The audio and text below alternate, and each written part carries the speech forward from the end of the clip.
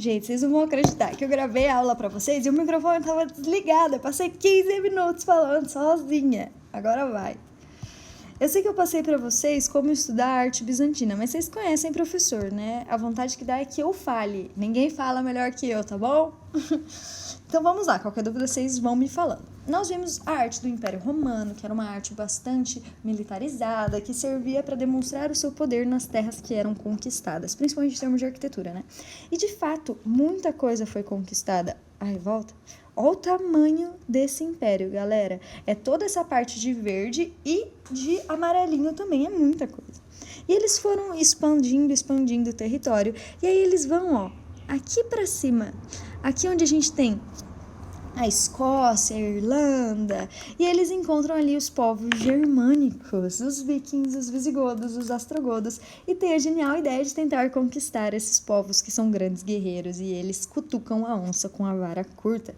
Esses povos germânicos passam a conquistar o território romano, e eles descem com tudo, com os 2 pés no peito, incendiando tudo, e já não é mais seguro para as pessoas morarem aqui no Império Romano.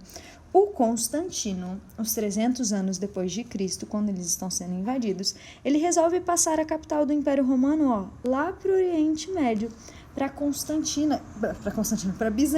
Bizâncio. E ele, muito cheio de si, resolve mudar o nome da cidade para o seu próprio nome. Vira Constantinopla. Imagina eu resolvo que Jacarezinho agora vai se chamar Raquelpolis. Olha só, que fino.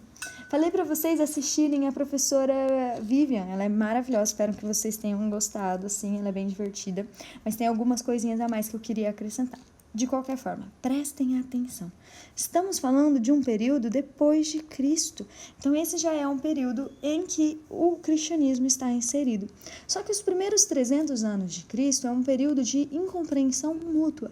Existe uma proibição do culto cristão, e isso porque os cristãos eles eram contra os ídolos romanos, e aí a gente tem muita depredação das estátuas que eram religiosas para os romanos.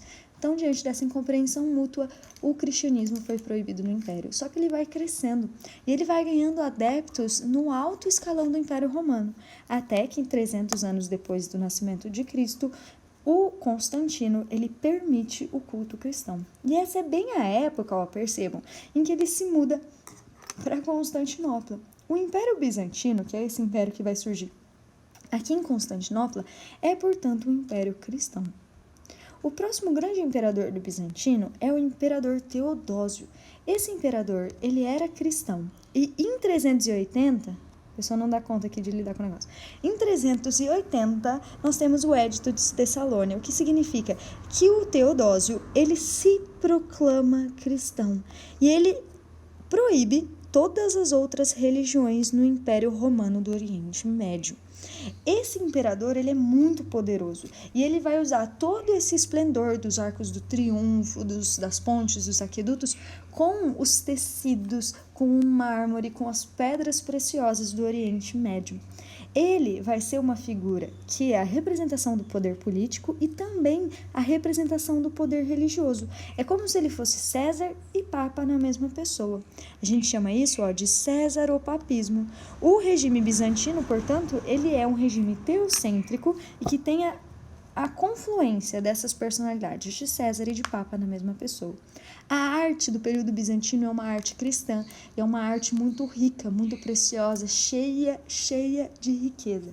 E ela serve, sobretudo, para exprimir poder do imperador e poder do cristianismo. Essa arte bizantina, enfim, se disseminou por todo o Oriente Médio e para a Rússia também. Os russos são agora os herdeiros dessa tradição bizantina depois que o Império Bizantino se desfaz. Vocês já ouviram falar que os russos, muitos deles são cristãos ortodoxos? Esses cristãos ortodoxos são esses cristãos que não estão submetidos ao Papa de Roma, porque eles são herdeiros desse Papa que ficava aqui em Bizâncio, é um outro ramo da Igreja Católica. Bom, a arte bizantina, na arquitetura, tem o seu principal expoente como a Catedral de Santa Sofia, que fica lá na Turquia, uma catedral gigante, maravilhosa, que foi considerada a maior catedral cristã do mundo por muito tempo. Só que um pouco de tempo depois que esse Império Bizantino se desfaz, eles são conquistados pelos povos árabes. E esses povos árabes transformam a Catedral de Santa Sofia em uma mesquita. Olha só, vocês estão vendo aqui? Esses obeliscos, eles são sinais de mesquita. E essa religião muçulmana, né, ela é uma religião iconoclasta. Ela não permite representações de Alá, de Deus, enfim, dos santos. Então, todas essas imagens bizantinas que nós tínhamos dentro da catedral foram retiradas. Por isso que a gente não estuda a Catedral de Santa Sofia como a principal representante do período bizantino na arte, porque ela não conserva mais as suas características. Hoje, não é nem a maior mesquita, nem a maior catedral do mundo, ela é um museu. Então, nós vamos estudar a arquitetura bizantina a partir de uma colônia que eles tinham na Itália, que é Ravenna. Ravenna é uma cidade italiana que conservou muito bem as características dessa arquitetura bizantina. Olha essa planta octogonal, uma característica. Estão vendo a quantidade de cúpulas, ó? Essa cúpula, essa abóbada, é a curvatura do teto que decorre do arco romano. Portanto, é uma característica do Império Romano que agora se torna cristão e muito explorado nesse Império Cristão Bizantino. Olha que coisa mais linda. Queria até ter criado um suspense para vocês imaginarem como ela é por dentro. Não é de tirar o fôlego. A gente vê todos esses arcos romanos, que é essa característica do Império Romano, mas nós temos também as pedras preciosas do Oriente Médio, o mármore, esse esplendor. A luz, gente, batia nesses mosaicos que são feitos de pedras brilhosas e refletia para tudo quanto é lado. É uma arte de tirar o fôlego, por isso que a gente fala que tem o seu caráter, majestoso. Vamos continuar. Aqui a gente percebe também, que as figuras religiosas não estão em todas as paredes, mas tem um lugar atrás do altar, que é onde se representam as principais figuras. Isso significa que essas igrejas, elas são um espaço hierarquizado. Você tem lugares de maior e outros de menor importância. Geralmente, é a abside e as cúpulas que são esse lugar de maior importância. Eu vou explicar para vocês mais precisamente o que é essa abside quando nós olharmos para a arquitetura medieval do Ocidente, lá da Europa, que lá fica mais claro para a gente entender como que se formaram essas absides, tá bom?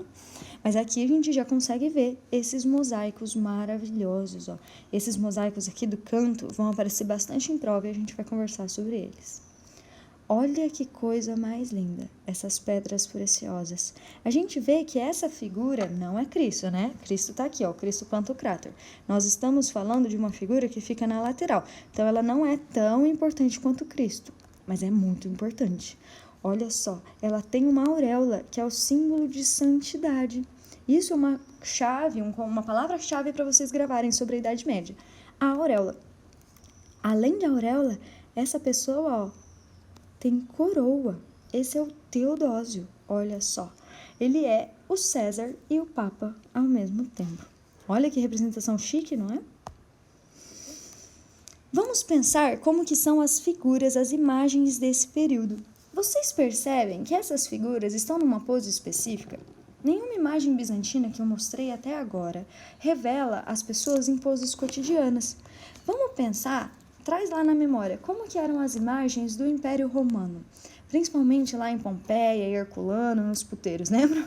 As pessoas estavam fazendo as coisas mais cotidianas, lavando os pés, tomando banho, fazendo relações sexuais, é super cotidiano. Aqui, ninguém está amarrando sapatos, escovando dente. Todos eles estão numa pose muito solene, muito respeitosa. É como se essas figuras estivessem esperando que você se ajoelhasse na frente deles. Ai, alguém tá assistindo um vídeo aqui, espero que não atrapalhe muito vocês. Eu vou continuar. Só um pouco. João Fernando, abaixa isso, por favor, tá atrapalhando. É a vida. Olha a quantidade de pedras preciosas que a gente tem aqui. Isso é um caráter muito suntuoso, muito chique. A reverência, como eu falei para vocês, as figuras estão quase que esperando que você faça uma reverência para elas, não é? E as cores? As cores não são colocadas de forma aleatória. Todas elas têm uma simbologia muito importante e elas precisam ser seguidas. Vocês percebem que o fundo é um fundo dourado? Pois bem, esse fundo dourado representa o mundo espiritual. Por isso que atrás dele está sempre dourado. E aí você fica na dúvida, né? Gente, onde eles estão? O que eles estão fazendo? Eles estão flutuando? Por que eles estão nesse fundo dourado? Olha como o trono de Cristo parece que não obedece às leis da gravidade, não é? Existem corpos, mas eles não ocupam o mesmo espaço que nós. Eles não têm essa matéria pesada como a nossa. Por isso que eu coloquei que essas são imagens sem contingência material. São fantasminhas que parecem que não têm peso, que flutuam. Porque a ideia do bizantino não é fazer uma representação realista, como se fosse uma fotografia. Isso é o que o Império Romano do Oriente queria. Do Ocidente queria. No Oriente Médio, essas figuras são sagradas e elas não precisam ser realistas, elas precisam ser sagradas. Por isso o aspecto de fantasminhas. Aqui o Justiniano. Olha só. Olhem para os pezinhos. Tá vendo que todos os pezinhos são bem pequenininhos e eles são muito compridos? Esse caráter comprido, né, bastante alongado, ressalta o sagrado. E esses pezinhos também revelam como parece que eles estão flutuando. Embora tenha ali um chão, ó, você não tem essa mesma representação de peso que na Europa. Olha essa catedral, gente. Que coisa mais linda. Esse padrão abstrato no chão e essas colunas romanas que tem um capitel que lembra o helenístico, não é? Os arcos romanos e aí esse espaço hierarquizado atrás do altar, que é o mais importante, a absíde. É ali que vai ficar a representação da imagem mais importante, no caso, Cristo.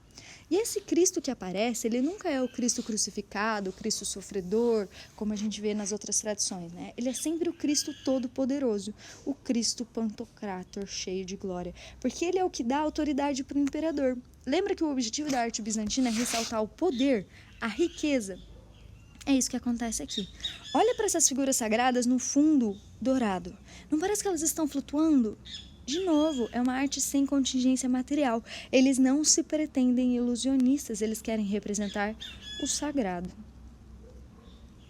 E nós temos os ícones também para terminar a nossa teoria da arte bizantina. O ícone é uma figura portátil, uma figura religiosa portátil, que supostamente tem poderes mágicos, sagrados. Vocês já viram o pessoal católico que tem uma santinha e que vai passando essa santinha de apartamento para apartamento depois da novena? Essa é a ideia do ícone, aquilo é um herdeiro do ícone. O ícone bizantino, ele é muito importante, ele segue algumas regras também. Essas figuras sagradas frequentemente recebem uma adição de ouro, então elas têm muitas pedras preciosas, têm muito ouro. O objetivo é abrir os olhos do fiel para o esplendor celestial. O mundo divino é sempre um mundo de riqueza. Ela tem o seu corpo, né? Esse anjo, parece que ele tem um corpo. Mas olha como ele é dourado, assim como o fundo, como se ele fosse transparente, como se ele fosse um fantasminha. Tem corpo, mas ela é descarnada. Ela não tem contingência material. E muito luxo. Esses ícones, eles frequentemente são feitos com esse pó de ouro ou com têmpera. Vocês já usaram têmpera? Vocês já usaram tinta guache, não usaram na escola? A tinta guache, ela é diferente da tinta óleo porque ela seca muito rápido. E aí você não consegue fazer o degradê.